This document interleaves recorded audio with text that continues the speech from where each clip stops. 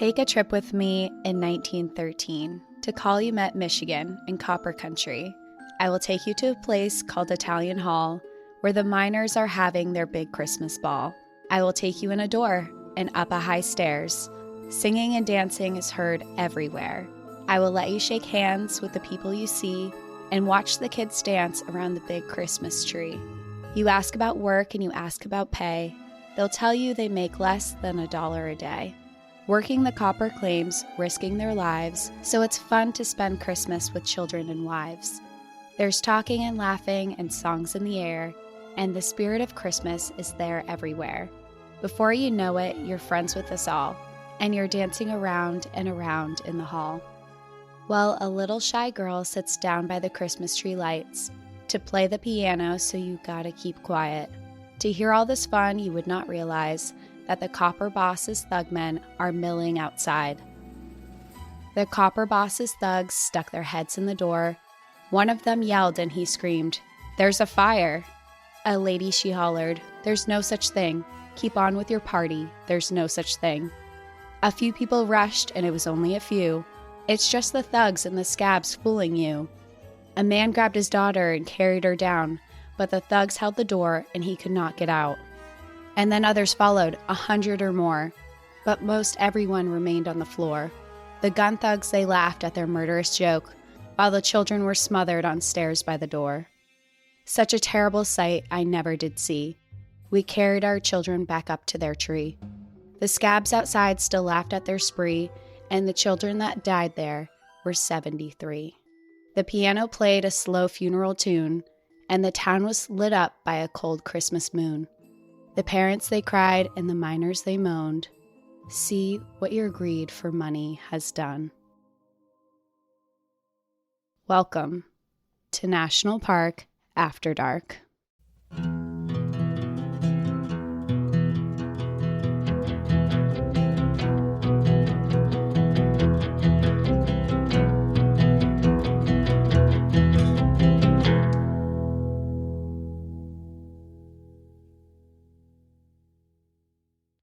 I think you're really creative, but you didn't make that up, did you? No, I didn't. That is a song that was written by Woody Guthrie. It's kind of like an old country folk song that was written because of this event that we're going to talk about today. And the song is titled 1913 Massacre. Okay. Yeah, no offense or anything, but I'm like, what? No offense taken. Okay. I'm not a poem writer or a songwriter. Okay, well, it seems like I know it's a holiday right now when this is being released, but this seems pretty dark. Yeah, it's definitely dark. And Merry Christmas, Happy Holidays, whatever anyone's celebrating today. My whole idea for this episode, I was like, oh, I have an episode coming out on Christmas. Maybe I can find something that's fun and happy and cheery for the Christmas time. And of course, I found a story that could not be more opposite than cheery. So that's what I have in store for everyone today. And it's a massacre. 1913 Massacre, you said? Yeah. Oof. Okay. All right. Yeah. And I do want to give a warning that for people listening today, this episode includes the death of children. So this is not only a massacre, but mostly the deaths in this story are of children. So I think that should be noted, especially because it is a holiday. And I know today is a day that a lot of people celebrate. I also know that today is a day that is really hard for people too. So maybe a really morbid, horrible story will bring everyone down with people who are enjoying today. But all right. Well, I'm ready because you're not telling me on Christmas.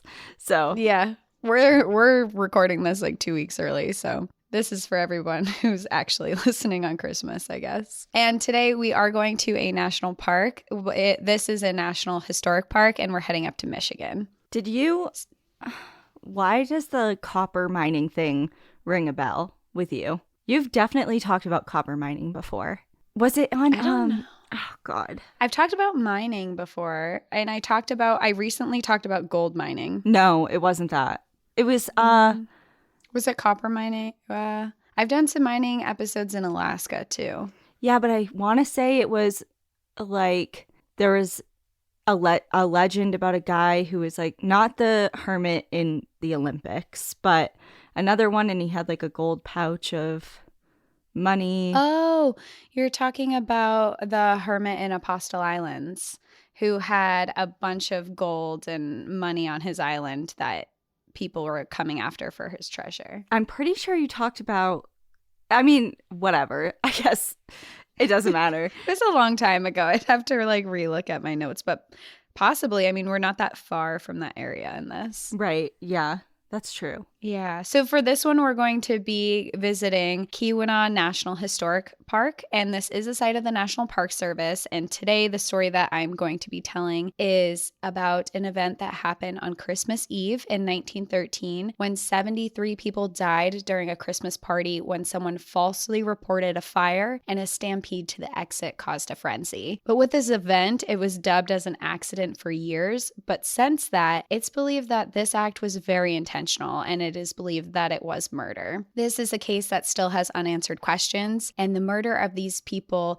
is directly correlated with an ongoing strike from copper miners that were happening at the time, who were demanding better working conditions and better pay. And in response to that, they were met with hostility and violence. So before we get fully into that story and how it unfolded, I want to first visit the National Historic Park and talk about the copper mining that was going on at that time. Okay, so I'm going to get a lesson in copper mining no matter what. Yeah, for sure. Great. We're Okay. going deep into copper mining. The Keweenaw National Historic Park is located in Michigan, and it's on the Keweenaw Peninsula. This is the most northern part of Michigan, and it extends into Lake Superior. It was established as a park unit in 1992 to preserve and protect the region's history of copper. It's made up of 2 units, the Calumet and the Quincy units. In 2009, some of the park was actually privatized, but the National Park Service owns approximately 1,700 acres or 690 hectares. This National Historic Park is important for several reasons. First, this site has the most extensive known deposits of natural copper in the entire world. It has the oldest and largest lava flow known on Earth, which is located in the Keweenaw Peninsula of Michigan. And this volcanic activity produces the only place on Earth where large-scale, economically recoverable, 97% pure copper is found. And I don't know like a ton about how copper is created, but a lot of times it's not in its purest form and it's created in another way and has to be manufactured more. And here it's just pure, which is unusual and made this place basically a gold mine, but a copper mine. It was just worth so much money. So this area has an extensive history of mining, but it's especially unique because it's the only site in the country where prehistoric Aboriginal mining of copper occurred. So archaeologists have found evidence of native peoples first mining this area around 7,000 years ago, and they used the copper here to make tools and trade items. This area of Michigan also served as an important entity of the first mineral boom in the United States, in which commercial operations continued for over 100 years. People arrived to this area to get rich off of the natural resources of copper, silver, and iron that was in abundance in the UP. In the timing of the mine's operations, Michigan produced over 14 billion pounds of copper. Oh, okay. So they're really serious about it. Yeah, they're sitting on so much money here. And when they discovered, I quote unquote, discovered this, when settlers came in, they were like, wow, this is a place where we can all get rich. Keweenaw before the mineral boom was a relatively low population area. It has always been rich in indigenous history, but this was a difficult place to get to, which kept the population numbers low. It wasn't until 1864 when a civil engineer named Edwin J. Hurlburt,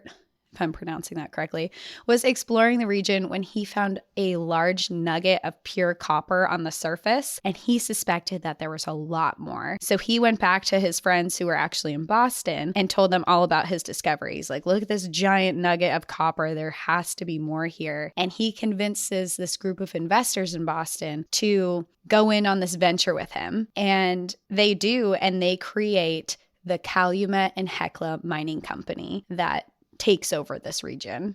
They come in and they purchase large amounts of land and advertise thousands of jobs in their copper mines. Just 6 years after Edwin had discovered there was copper there, and I quote unquote discovered, a place with very few people, was now a township and home to over 3,100 people. And most of these people were mine workers and their families. And 3,000 doesn't sound like a ton, but before there were like handfuls of people here. So a couple of thousand people came to do this. It's a big population boom, especially for such a small, remote place. Definitely. And in this time, the people that were coming, they actually were mostly immigrants. So the vast majority of people who headed to this place were from Finland, but there were also people from the British Isles, Canada, Austria, Poland, Hungary, Croatia, and Italy. Ah, my people. Your people, they were there.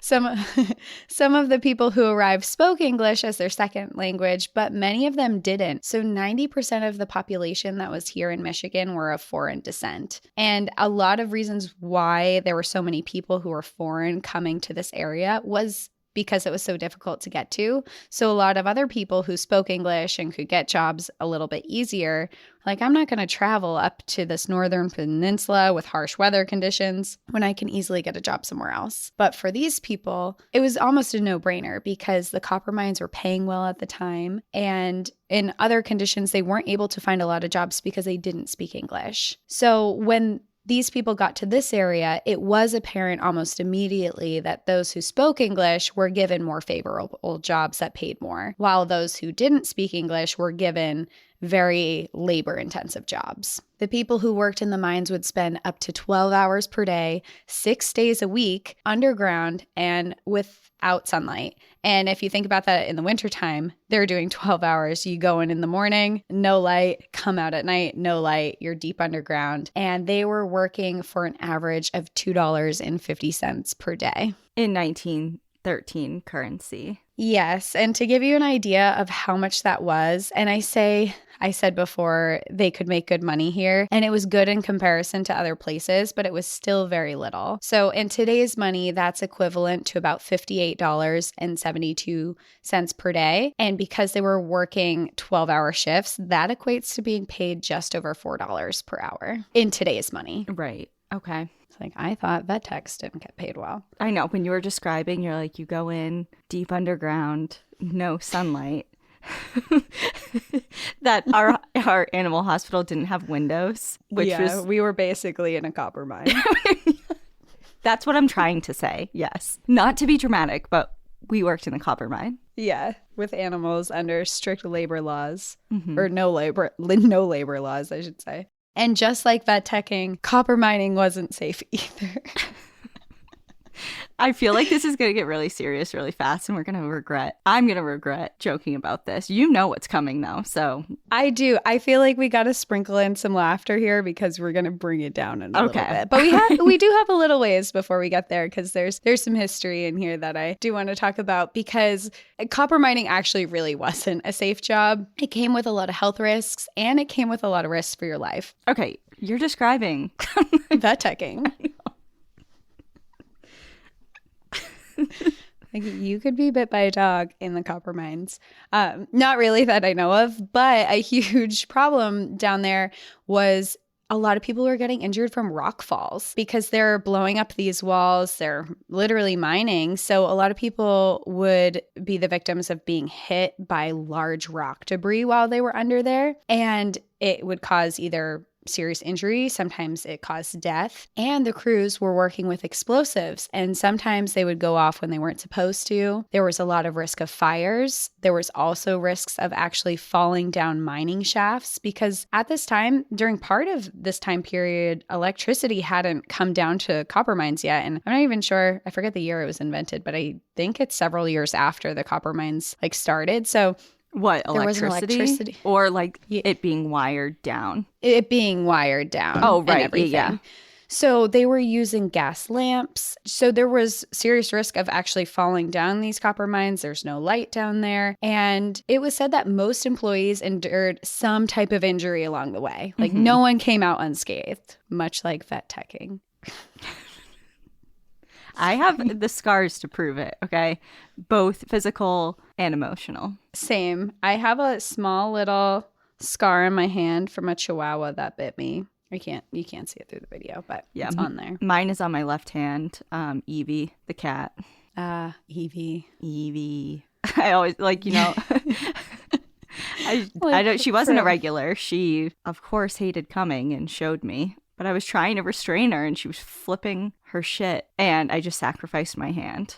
Well, once you get attacked by a cat, it's like you just have to stand and wait until it's over for them to be done. Because if you react, it's way worse. Right. Mm-hmm. They just like hold on to you for dear life. Remember the time I got bit it wasn't, I feel like it was someone's like TNR, trap, neuter, release cat, because it wasn't fully feral, but it was pretty damn close. And it got loose in the hospital and it was running straight towards the doctor's dogs. The doctor's dogs in the corner, and you like ninja launched onto this. I tackled this cat because the cat was running headfirst into basically the lion's den. There was 3 poodles, 2 standard poodles, so big ones, and a miniature poodle that were all just ready and waiting for the cat to eat this cat. And I just sacrificed myself, and like I skidded onto the floor on my stomach and reached out to this cat, and I grabbed the cat and it reached around and bit me and sunk all 4 of its canines into the back of my calf, and I had to go to the hospital. I remember that. I'm like, you're welcome. Did that cat know that you just saved its life. For saving your damn life. Okay, you're giving me, somehow copper mining is giving me flashbacks. Anxiety.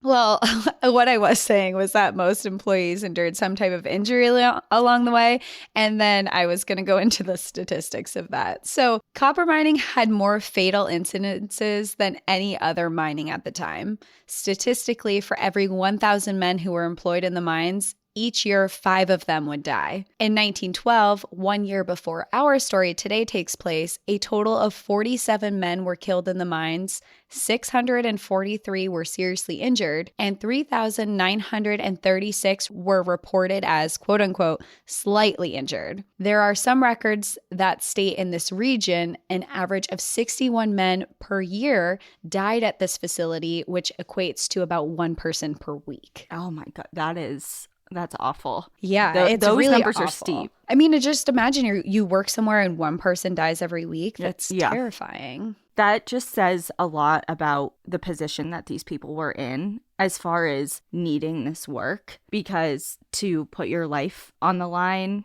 I mean, clearly mining comes with some sort of inherent risk, but imagine just going down and be like, maybe it's me this week or my friend, it's just, those numbers are really, really steep. They went down and they're like, I have to support my family this week. Hopefully it's not me. Hopefully. And they all went down expecting some type of injury. So it wasn't even like, I hope it's not me this week. It's, I hope I'm not the one who dies this week and I'm only the one who gets slightly injured. Yeah. And what is that?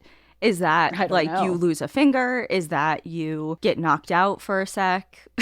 What is that? Yeah, because I don't know. It was just labeled as slightly injured. And you have to remember, a lot of these people are foreign. So they were also treated really badly too. So slightly injured could, in my mind, I think of slightly injured as like a small cut or a bruise. Whereas for them, like you said, it could have been, oh, they lost a finger, but it wasn't an important finger. Right. Like it's just so different when you're dealing with people, especially in this time of foreign descent, that don't speak the language. They were just treated like bottom of the barrel. They got the worst jobs, they got the worst pay, and they found themselves in the worst positions. And this job wasn't just really dangerous, but it was also really unsanitary. There were no bathrooms that were in the mines, and traveling above ground to get to them took a lot of time because they were very deep in these mines in the ground. So instead, workers would just relieve themselves where they were working. And there were no rules against this, and there was no protocol in place to clean it up.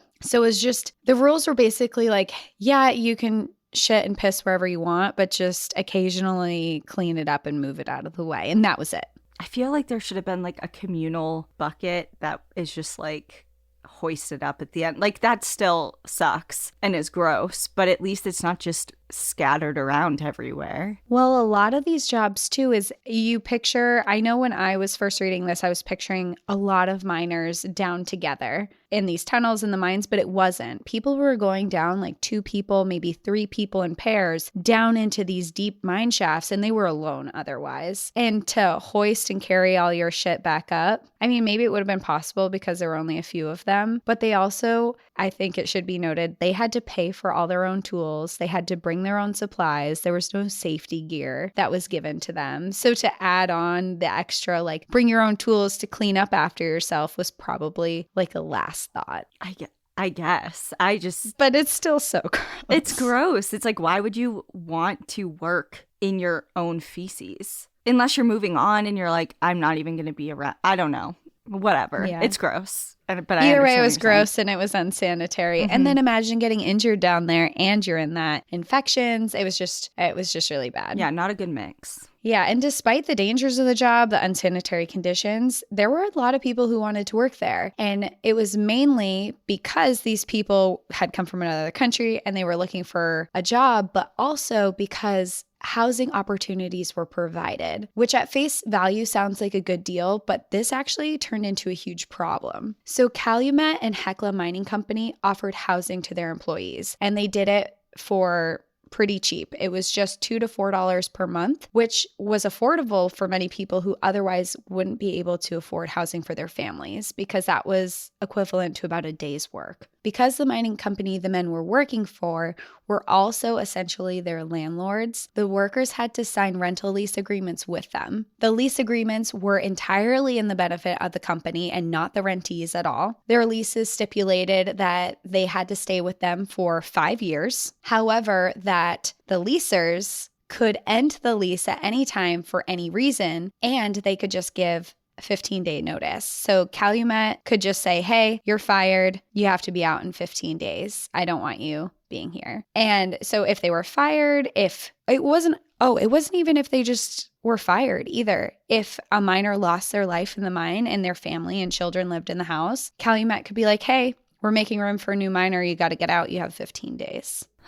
Yeah, that's brutal. And if someone left the company under any circumstances, they also had to move out within 15 days. So there was no exceptions for that. And the mining company didn't just own the housing properties around town. They owned virtually everything in the Keweenaw area. They owned and built 10 school buildings. They owned the local armory, which they rented to state militia. They owned the public library, churches, the bathhouse, and even the hospital. The company had so much power that if you defied them in any way, it could affect your children if they could go to school. It affected where you lived. It affected what kind of care you could receive at the hospital. And this company was so powerful, in fact, that they actually decided that it was more beneficial to them to change the local time to a half an hour later than anywhere else in the state, which essentially meant that they could make workers start their days earlier. So in the rest of Michigan, if it was 6 a.m., Calumet and Hecla Mining Company deemed that it was actually 6:30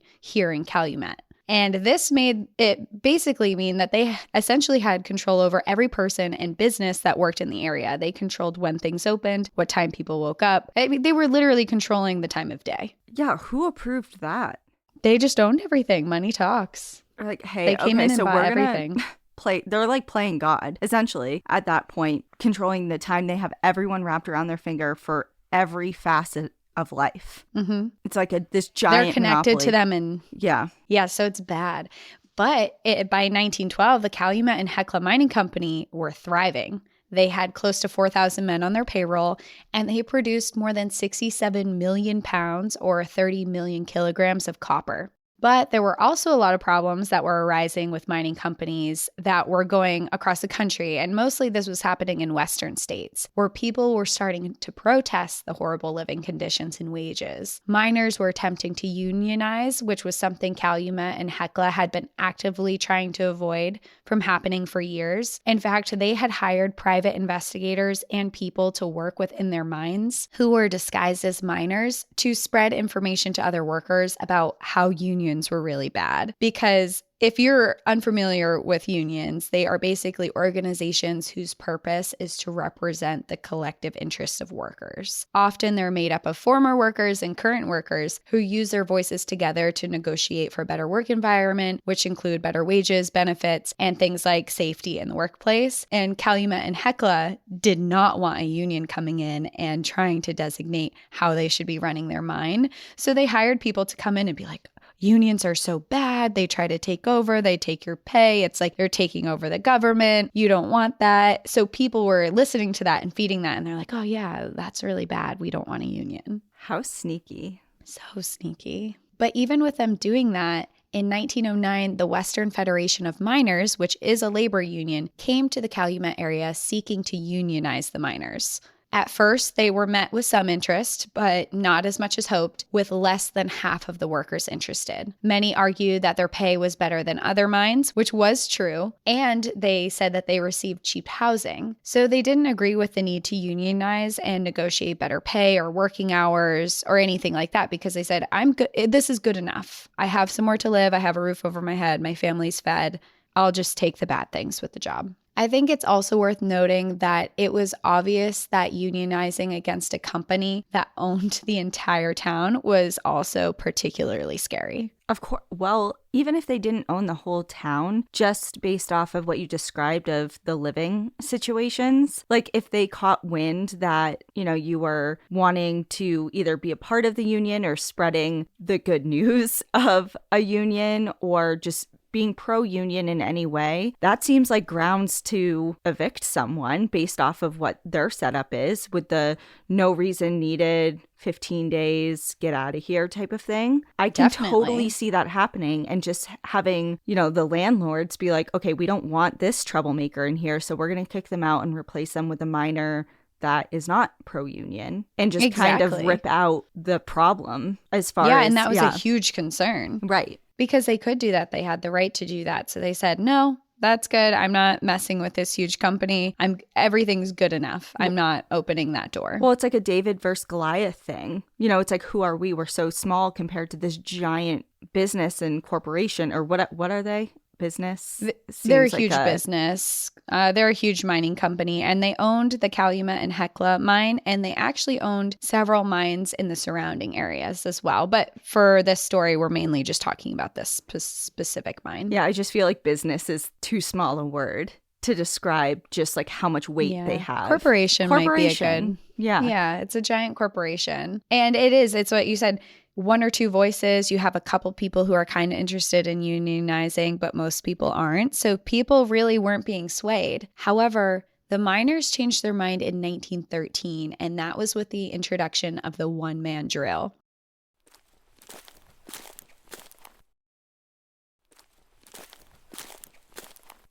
The one-man drill was a new, lighter drill to use in mines, and it only required the use of one man instead of two. The major problem with this was now the miners were being asked to work alone, which eliminated the previous safety in the buddy system. And some argued that this one-man drill actually needed two men in general, but a big part of being down there in groups and in pairs was that if something happened to you, there was someone there who could either help or report that something had happened to you. So if there was an explosion, if you were hit with a falling rock, if you fell down a shaft, someone would be there to help you. And not only that, but now an extremely dangerous job, spent 10 to 12 hours working underground. In the winter, you're not seeing daylight, you're not seeing anybody. The only kind of good thing about your job is you had someone to hang out with during the day, and now you're making it a completely solitary job. And people were upset. They're like, this is dangerous. This is extremely isolating. And now, before it was maybe I won't make it to my children tonight. And then it turned to, I'm definitely going to be someone who gets hurt out here and no one's going to know and my family's not going to know what happened for maybe days.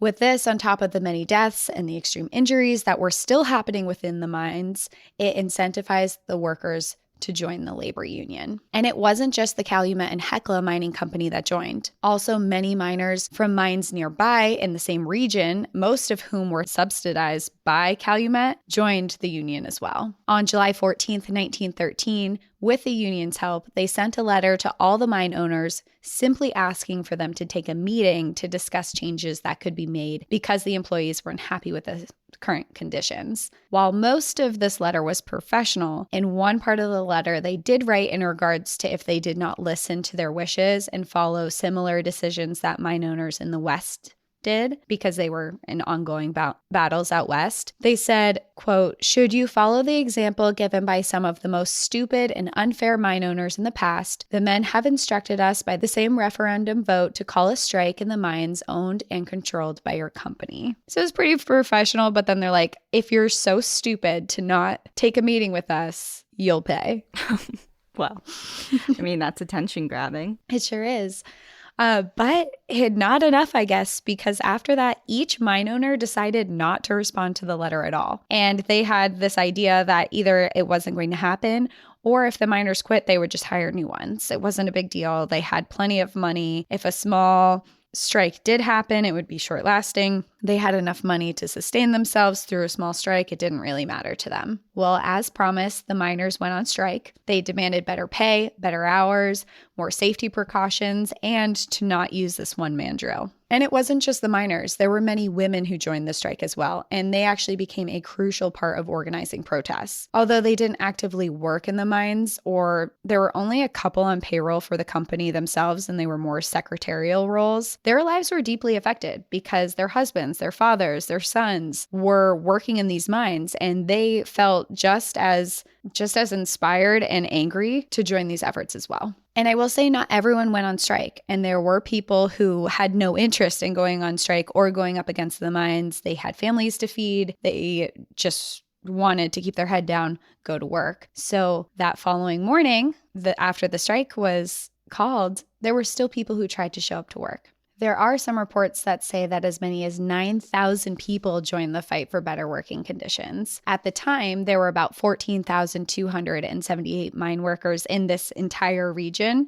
This one mine that we're talking about has about 4,000. So there's over 14,000 people, 9,000 of them joined. That's more than half. Yeah, that's a good amount. Yeah. So the strike was called on July 22nd, 1913. And on the following morning, when non-strikers workers were on their way to work, they were met with large crowds of strikers who gathered near the mine entrances. There was this huge heated moment between them. There were lots of yelling, as you can imagine. There were people they knew that were striking and people that were showing up to work. And eventually fists were thrown, rocks, and even bottles.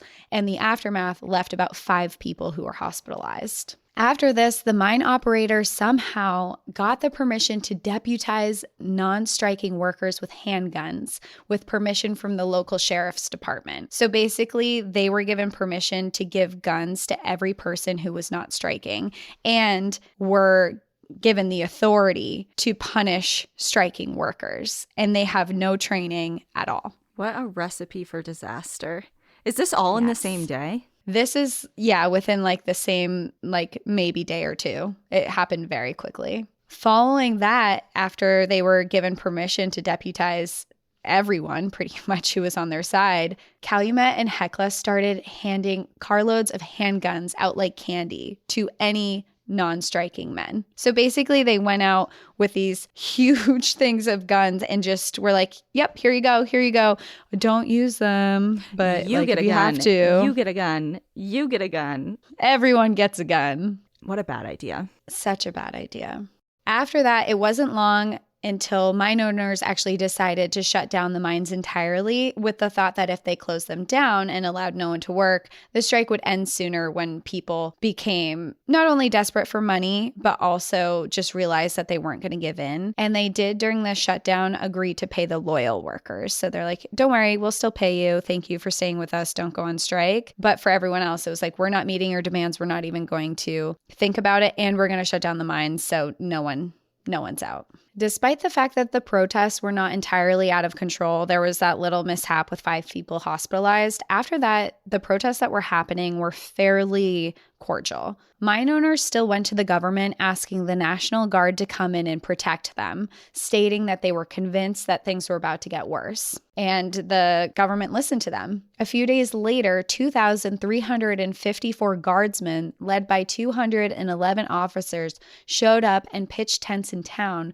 with the objective to keep the peace between the two parties. But they stated they wanted to keep the peace. On top of that, this company hired what was known as the Waddell and Mahone Detective Agency, which at the time was an agency that was basically comprised of thugs who agreed to come in and do your dirty business for you, which included violence, intimidation, and all of these men were armed. They actually advertised themselves as strike breakers and that they could stop any strike that was happening. And the company hired at least 229 of these thugs to patrol the streets and hand out punishments as these group of men deemed necessary. Now, while tensions are still rising between the strikers and the non-strikers and the mine owners, it should also be noted that there was a huge disconnect here in a lot of ways because many people didn't speak English and there were many people from around the world that didn't speak the same language. In fact, in this region, there were 8 different languages that were being spoken and there were 8 different newspapers being published just so everyone could read what was going on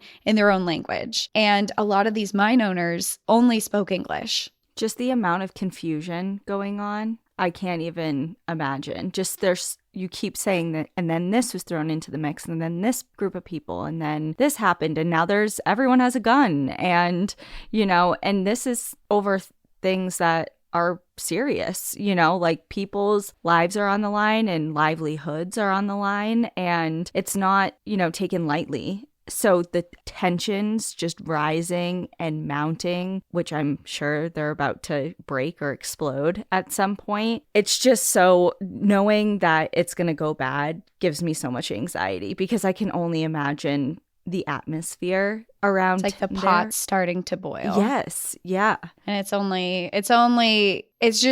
not if it's going to happen, it's when is something going to happen. And strikers did attempt to have contact and discussion with the mine owners about their demands. They just wanted to have a simple conversation. The mine owners at this time didn't even necessarily know exactly what they were striking because they wouldn't have a conversation with them. They flat out refused to talk to them, and they just thought that this would be a short strike, but it really dragged on. They had daily parades in the street. They conducted protests outside the mines.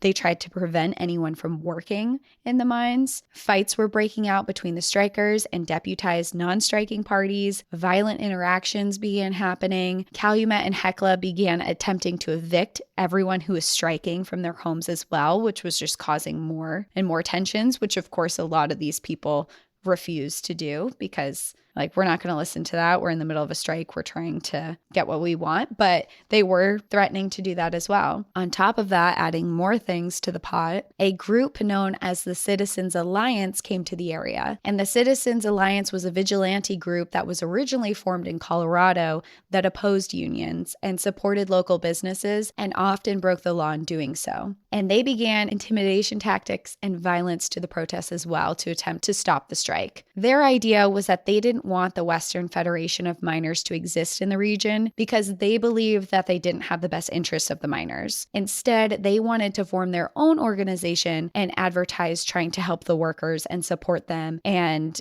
kind of meet whatever demands that they wanted, but they didn't want this outside person to be doing it. They wanted it to be more, they just thought that these unions had a bad intent and weren't governing things appropriately. But they went about it in a weird way. They were very threatening. And in one article published in the Hellraisers Journal in November of 1913, they wrote, quote, "It is the belief of the members of the Alliance that strikers who want to return to work but who fear to do so will be encouraged to take up their former positions through moral and material support of the Alliance, and that the other strikers will be brought to see that their welfare and that of the community as well will be best served by the elimination of the organization of Western Federation of Miners." So basically they're saying your welfare is on the line if this organization does not leave. And it's in plain writing. I mean, it's published. Right. That they're saying this. It's a very clear threat. So tensions are rising and rising, and the first deaths in the strike happened in August, when a mob of strikebreakers arrived at the homes of some of the strikers with the intentions to talk. With it ended with them taking out their billy clubs and beating several of the people in the home. Then people with guns arrived and shot and killed 2 people.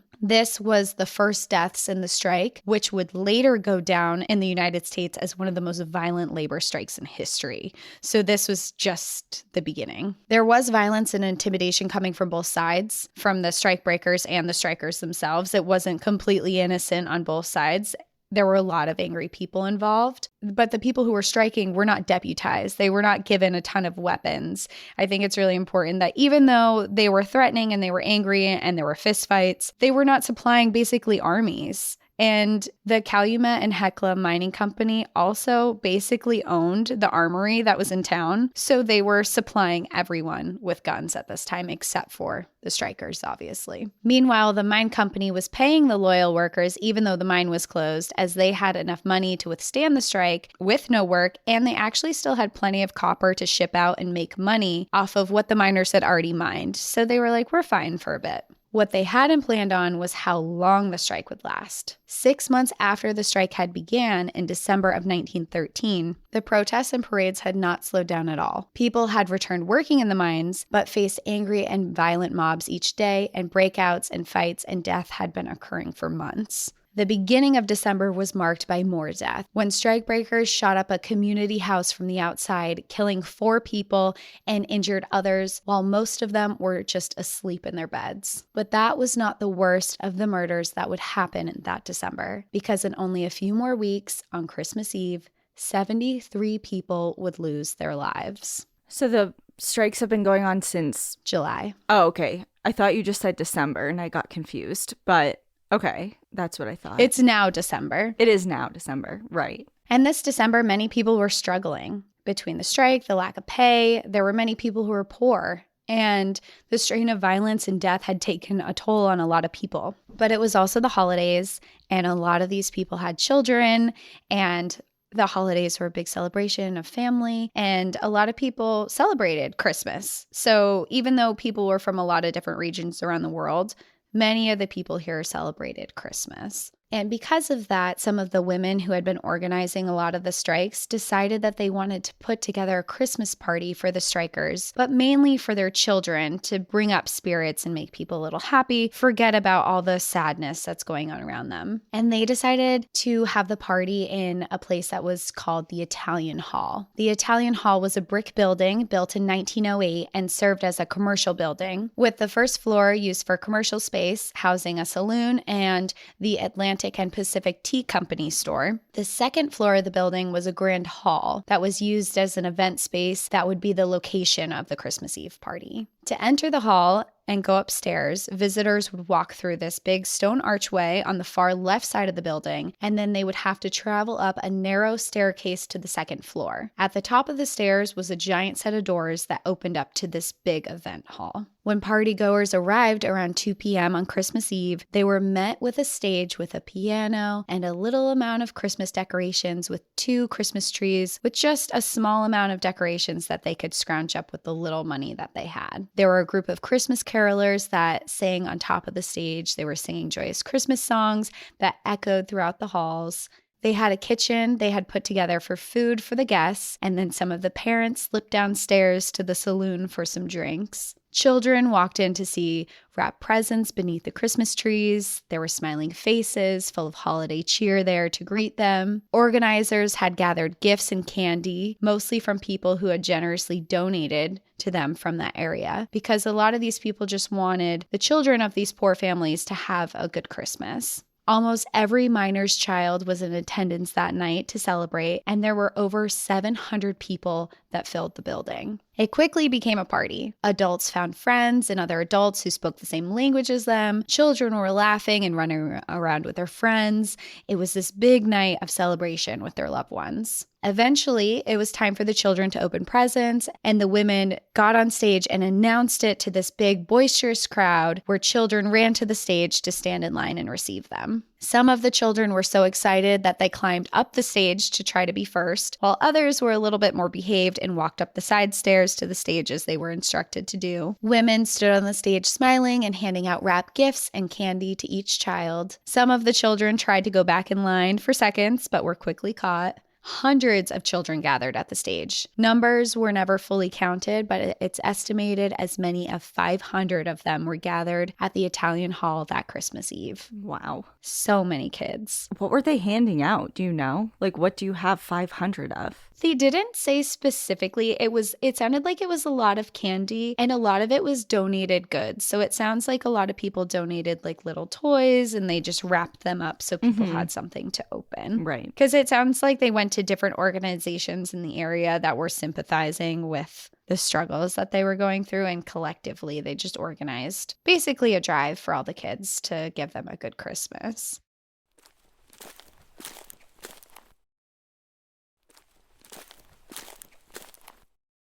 The hall was booming with noises. Friends and family members were gathered, talking and laughing. Children were squealing with excitement as they played with their new toys, chasing each other around. And then there was the background of Christmas carols that were happening. And it was so loud in this hall that it was almost too loud to hear each other's conversations.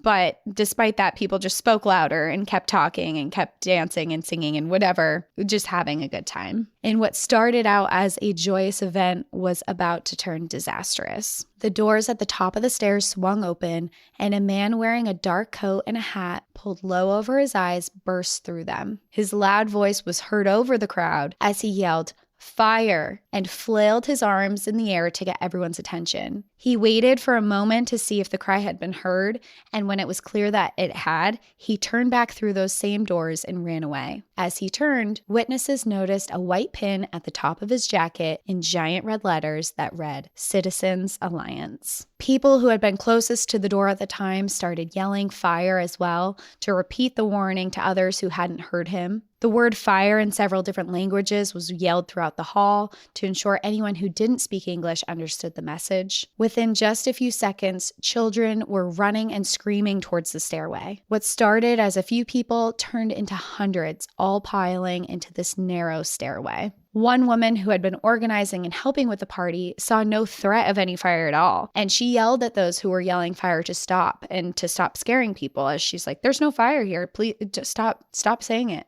She even jumped on stage and began yelling to the crowd that there was no fire. But by this point, it was too loud, it was too chaotic, and the panic had already started. And many couldn't even hear what she was saying, and others actually thought that she was also yelling that there was a fire. The first several people to run down the steep staircase and out of the doors were met with no incident, and they safely left the building, and they allowed the doors to shut behind them. But with the confusion and panic that ensued in the crowd, someone running down the stairs had fallen near the exit doors. Then others tripped over that person, and then more. Soon people started piling on top of each other in a small space. The ones who hadn't fallen in a panic to try and get away from this fire were trying to climb over the people who had fallen. In less than a minute, there was a pile of people that was several feet high, and then people were stuck all the way to the top of the staircase. The screams were heard throughout the building, and the saloon owner rushed to the staircase entrance to see what was happening. After opening the door and seeing this huge pile of people, he reached in to try and help people and pull them out, but he realized really quickly that there was no use. The amount of people piled onto each other was too heavy, and they were being crushed between each other and couldn't move. He couldn't pull them out, they weren't budging. So instead, he quickly went up the fire escape, which the building did have, but people weren't really that knowledgeable about at the time. He went up the fire escape and into the hall and yelled to the remaining people to stop using the staircase and relayed what was happening. Very shortly after the incident had begun, at 4:45 p.m., someone had called in a fire alarm and the fire department was there within minutes. They followed the same steps as the saloon owner had. They attempted to get the people out from the bottom, but then climbed up the fire escape to the top of the stairs instead. They brought in ladders to the windows and the fire escapes along the side of the building where the staircase was and started pulling people from the top. There was crying and screaming, and people in the bottom were being crushed. A baby was held out in the air out of the pile of people. Firefighters grabbed the baby safely, but when they got to the mother, she had already suffocated and died in the pile of people. Oh my God. And this is all happening in, I mean, obviously it's mass chaos and panic, but there is no fire, correct? There's no evidence of any fire at this point. Right now, it's just a chaotic mess of people who are now piled on top of each other. Okay. Because I haven't heard you mention one thing about smoke, heat, flames, anything to do with fire. There's no evidence of fire at all. Okay. And just this person stated that there was one. And then everyone freaked out. Everyone freaked out. And actually, because of this new scene that was happening of devastation, people kind of forgot about the threat of a potential fire. And the people that were still remaining in the building actually started helping pull the bodies out of the stairway. The people at the top were mostly unhurt, but many others further down had passed out from lack of oxygen. They were dragged back into the hall and tended to until they woke up. As they pulled lifeless children from the pile, firefighters, deputies, and civilians tried to resuscitate them, but many with no success. All while a crowd gathered outside the hall, all wondering what was happening. Deputies tried to stop people from going into the building, but many with loved ones inside found back entrances and snuck up the fire escapes. People who did leave the hall ran to tell others, and soon there were thousands of people outside crowding the hall. What people noticed very quickly was that there was no sign of fire, not even a small one. People started asking, what are people talking about? Where is this fire? What's going on? And no one had an answer. It took hours to clear everyone from the stairway. As they did, rescue workers laid the bodies of the deceased out on the sidewalks in front of the building. One woman was so distraught that she picked up a child who had died and ran off hysterically crying with them, believing that this was her child. Shortly after, she returned with the child because she realized that that was not them, and later she learned that her child had actually left the event early and was home safely. Oh my God. But this child resembled them. 73 people were carried out who died. 59 of them were children. Holy shit. Many of them were related to each other, and some were not identified for a long time because their family members had died with them. The bodies were moved to a temporary morgue in the village center a few blocks away as they attempted to identify everyone. That night, news reporters flocked to the region to cover what had happened. On Christmas Day, every paper in the region was talking about it on their front page. And after many witness reports recalling seeing the man with the Citizens Alliance pin yelling fire, the papers called for him to be identified. The Detroit News headline read, "Copper County officers seek man who cried fire. 80 dead. Little children and minors are trampled to death and suffocated in wild panic." Although that number would later be revealed as 73, with many others injured, the autopsies revealed that the people who died passed away mostly from suffocation after being crushed. God, what a brutal way to go, and especially so many kids. So many kids, and it's so scary.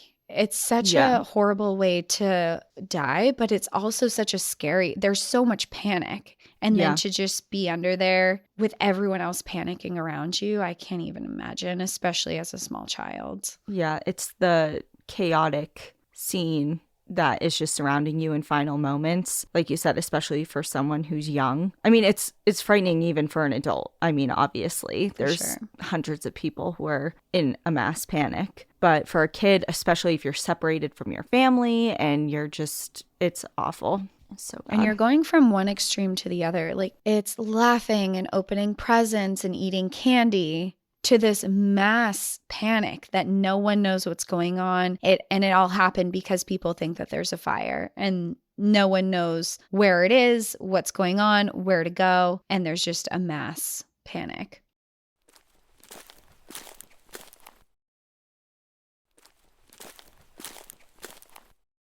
There was one person who documented a lot of what we have today, and he was a photographer who was of Finnish descent who had actually seen what was happening that night and took the opportunity to photograph it. His photos account for almost all of the photographs that we have of the event now. He took photographs of the aftermath of the hall, dead children and families, most of which in the photos look like they have no injuries at all because they died of suffocation. And he also photographed the services following. The amount of the dead was so overwhelming to the community that they couldn't accommodate them. Officials had to reach out to neighboring communities for caskets and hearses as they didn't have enough. Every church was filled to capacity with family and friends mourning the tragedy. The news of this event took to national headlines, and hundreds of thousands of people arrived to Calumet to mourn the victims after their funerals. Most of the victims were buried the same day as each other on December 28, 1913, and they were actually buried in a mass grave at the Lakeview Cemetery in Calumet, Michigan. They were buried in 2 trenches, one for Protestants and one for Catholics. 100 miners dug the trenches themselves. To handle the large number of deaths, 6 churches were chosen to have services for the funerals all at the same time.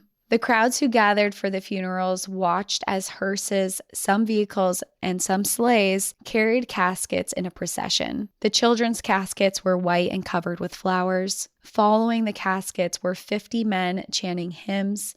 Following them were bands playing music. Following them were thousands of sobbing people mourning their loss. The procession was so long that it extended 2 miles from the cemetery gate. When the funerals were over, people really began to focus on the glaring issue of who was the person who yelled fire. The fire department had reported that they found no evidence of any fire in the building at the time. So this left a huge question of who said that and why. While some people speculated that it was an accident and a tragic misunderstanding, most agreed from witness accounts that this was an act to incite panic, and it was coming from the Citizens Alliance, and they believed that they deliberately yelled fire. Yeah, too far. Way too far. Like, way too far. Getting out of hand completely.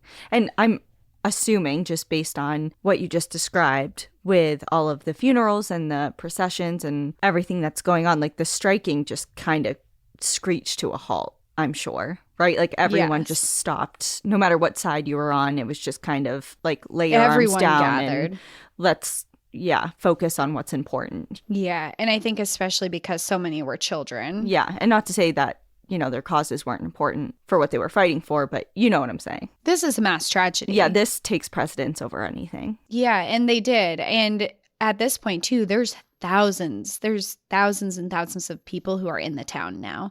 And this has gained national attention, and eyes are on everyone here. I'm so curious. I know you're going to probably explain, but what did the company do? Like, did the company step up in any way? So the company was adamant that they had nothing to do with it. And also the Citizens Alliance was adamant that they also had absolutely nothing to do with it. A lot of people were saying that the Citizens Alliance planned this, that they knew that this was going to be a fatal cry of fire. And some people said, I think that they went into this and they had the idea to ensue some type of panic and just to ruin a Christmas party, but they didn't intend for it to be deadly. But it didn't matter. 73 people died because they did it. And the Citizens Alliance was adamant. They said, we didn't do anything. We had nothing to do with this. We're devastated just as you are. And they even offered $25,000 to the affected families to try and help with funeral costs and just to give back in some way, to which they were completely denied. No one wanted their money because everyone believed that they did this. Yeah, no one wanted to accept blood money. Kind of. No. They're just you get did that out of this, here. You're the cause. Yeah. It's basically stay away from us. And following that, a lot of investigations ensued. They were looking into the mine owners. They were looking into everyone of who could have done this. And of course, Citizens Alliance. And there were investigations. There were court proceedings following the incident. And with them, many accused the mine operators as co-conspirators in the Italian Hall disaster. They were accused of sponsoring this environment that led to several incidents of death. They said, hey, you deputized everyone. You handed out guns to everyone. You actually encouraged people to commit violent acts against the strikers. This, even if you were not the one who told someone to call out fire, it's your fault that it happened. Yeah, you created the environment in which someone or some group of people would think that this is okay. Yeah. And which is a huge problem, obviously. It is. And they brought it to court in front of a grand jury to present this to them. And witnesses came forward in front of the grand jury, and they detailed their account of that night. And a lot of them said, I saw this man. They described him. There were varying accounts, if he had a beard, if he had a mustache, if he was tall, if he was short. But a lot of people said he did have the Citizens Alliance badge. But then there were a few people who later on were like, I'm not sure. I think he did. I couldn't say for sure. But it sounded like, from what I read, it wasn't people who at first said, oh, he definitely had an Alliance badge. It was just people who were there were like, I saw the guy, but I have no idea if he had the badge on. Ultimately, after all these court proceedings, after evidence and witnesses and families came forward, the grand jury decided not to indict anyone for this disaster. They didn't indict the mine operators, and they didn't indict the Citizens Alliance. To this day, it remains as an open case as who made the fatal fire cry, and it has been labeled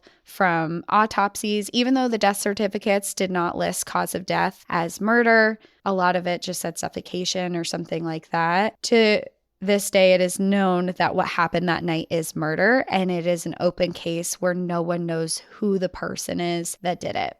No leads at all. No leads at all. No one spoke. I mean, to this day, it is believed that it was someone in the Citizens Alliance, but we just don't know who it was. Well, it just makes you think that, of course, pinning it on the Citizens Alliance kind of makes sense based on what you described as far as their tactics. And it doesn't seem like they're above doing something like that. However, it's not to say that maybe it was just a rogue person associated with the Citizens Alliance, and it wasn't just this known thing amongst that group that wasn't a plan. It wasn't this big grand plan that everyone was aware of. Maybe it was just one, and I hate this term, but lone wolf that just decided to do something like this. Who knows? Because it feels like if it was a grander plan, someone at some point with some information would have either come forward or said something to someone who then, it got leaked.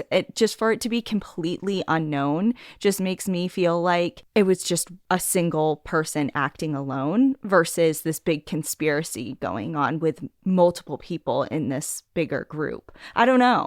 I think it's a valid road to look down for sure. I mean, I think that's definitely possible. I also think that it's possible that the Calumet and Hecla Mining Company still has their hand in everything. They control everything. They hired basically thugs to be violent and intimidate people, and people know that. And to go against them could be a fatal going against. So, and especially after seeing that they successfully killed 73 people, I feel like that could also be a deterrent to come forward if you did have information. So true. So I don't know. Yeah. So, but I agree with you. I think that what you're saying is definitely possible as well.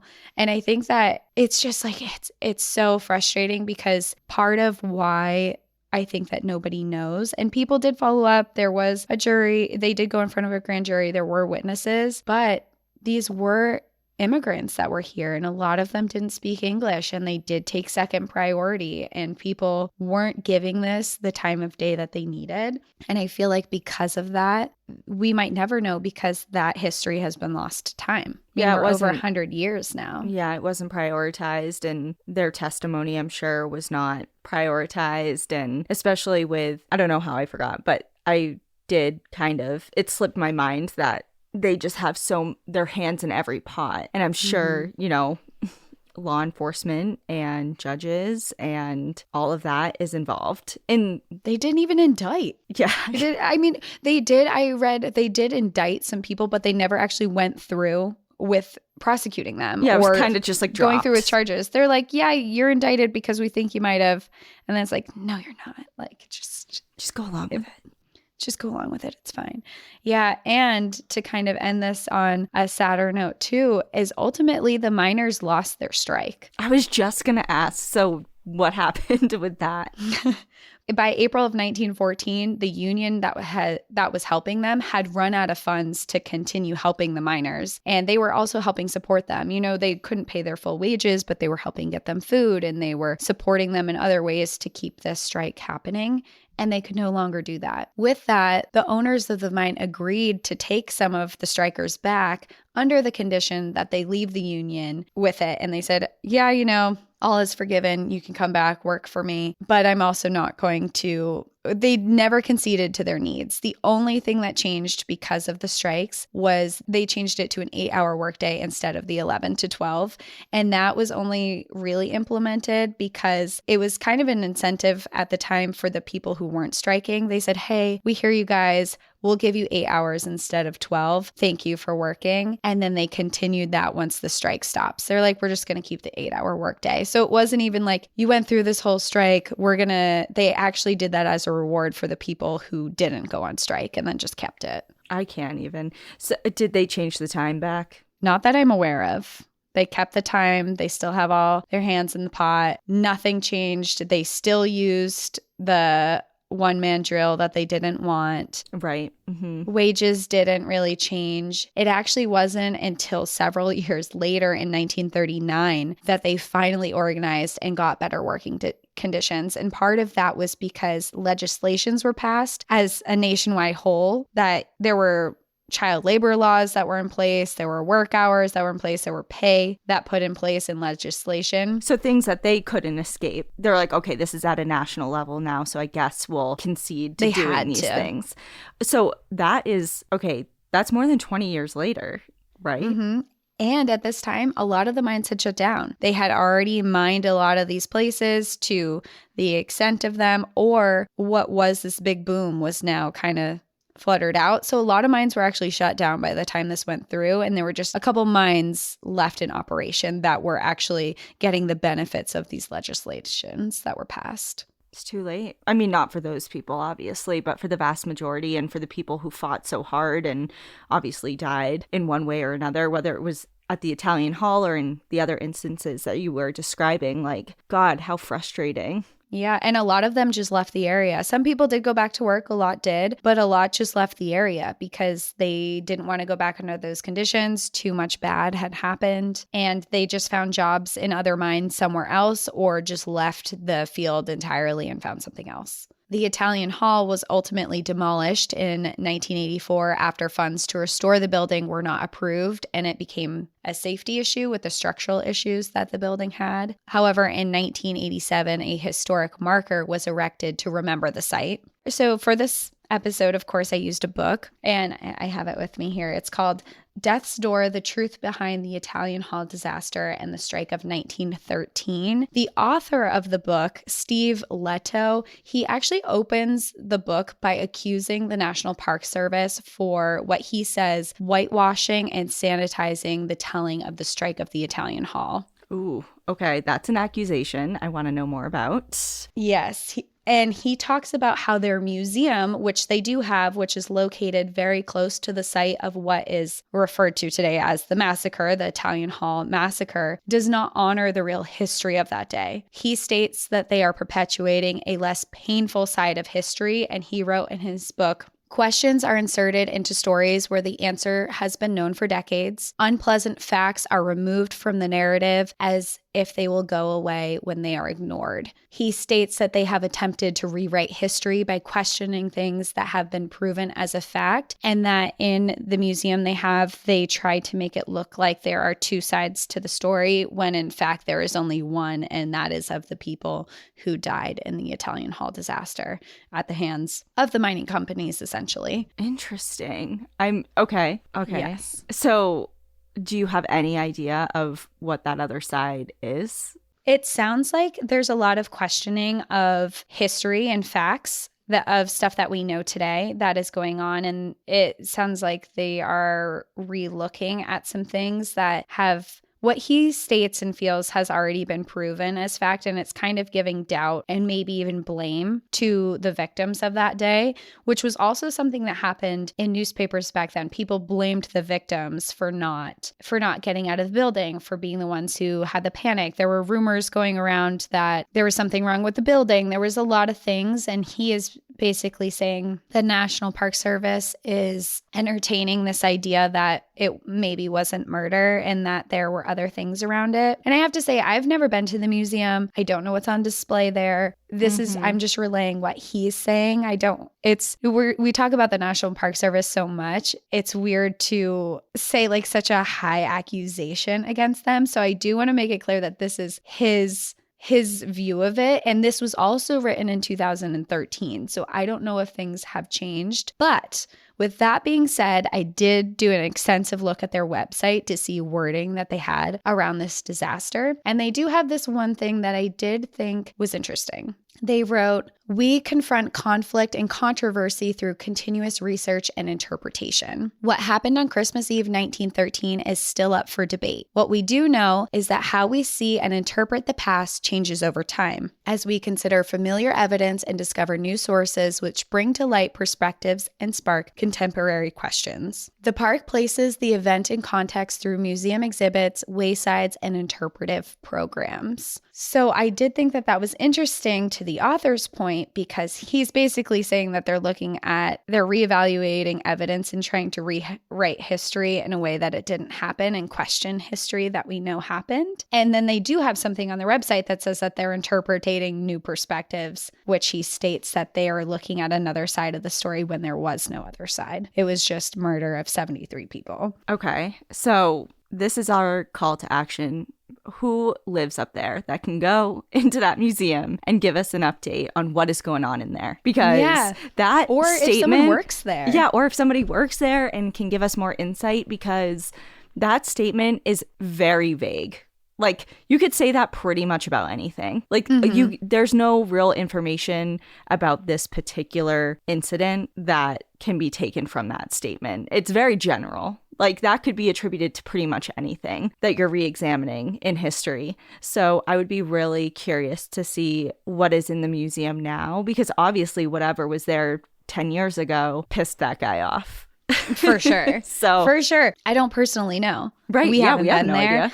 I have no idea, but I would be so interested to know. So if someone works there, if someone is in this museum, if other people have seen this museum or have an idea of what this author is talking about and why he might feel that way, I'd be so interested to know, because that is a huge accusation against the National Park Service, which I will say with any organization, they're not perfect. Of course, we're seeing the National Park Service is, if you look at the indigenous history, where finally the National Park Service is starting to include them, things aren't perfect. So I am curious if there's some validity in what he's saying, if it's been changed, or if there's a whole different perspective on why it was that way. Yeah, especially to open his book with that. Like, it's not just a footnote. It's like a PSA, like right off the bat. He flat out says, and then he writes a 500-page book that goes way into the court hearings, the witnesses that came forward. I mean, there's so much involved in it that he goes into, and he researched for years of his life. I will say on that note too, going back to the National Park Service, and if they are remembering this appropriately, there is a memorial park with a memorial plaque with all the victims' names and ages that are there,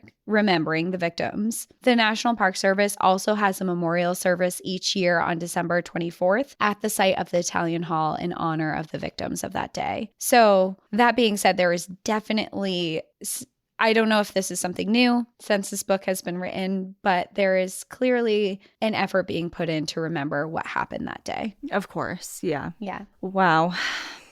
Well, that's my story of a Christmas massacre. Wow. That was a rough one. I'm just like the end of that. Like it's like a scandal. Like, what's going on over there? I gotta know now. Now we have to know. People tell us. Yeah. Someone go up there. I know it's kind of, what is this historic park called again? Keweenaw National Historic Park. Okay. All right. Well, someone go up there and let us know because we'll be waiting. Yeah. Don't make us We need some go up there. spies. Yeah. Don't make us go up there. Don't make us. Oh, no. We have to go to a historic site. It would actually be kind of cool. Yeah. Because it's in the UP, right? Yeah. Yeah. We've been wanting to go there anyway. All right. Maybe, I guess, don't let us know and we'll find out on our own. Yeah. We'll be up there. Well, happy holidays, everyone. I feel weird saying that. Happy holidays. We hope you enjoyed that story. Yeah. And for people who are listening to this, 6 months later in July. Happy Christmas in July. There you are.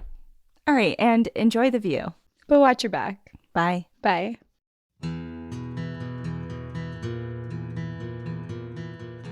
Thank you so much for joining us again this week. If you have a trail tale or story suggestion, send us an email at stories@npadpodcast.com. Follow us on Instagram and Facebook at National Park After Dark and on Twitter at NPAD Podcast. Join our Outsiders Only community on Patreon or Apple subscriptions to listen ad-free, unlock monthly bonus episodes, and exclusive content. And remember, when you support our sponsors, you are supporting our show. For our exclusive discount codes and source information from today's episode, check out the show notes. For more information on our show, our book recommendations, merch updates, and more, visit our website at npadpodcast.com. And please rate, review, and subscribe from wherever you listen to podcasts.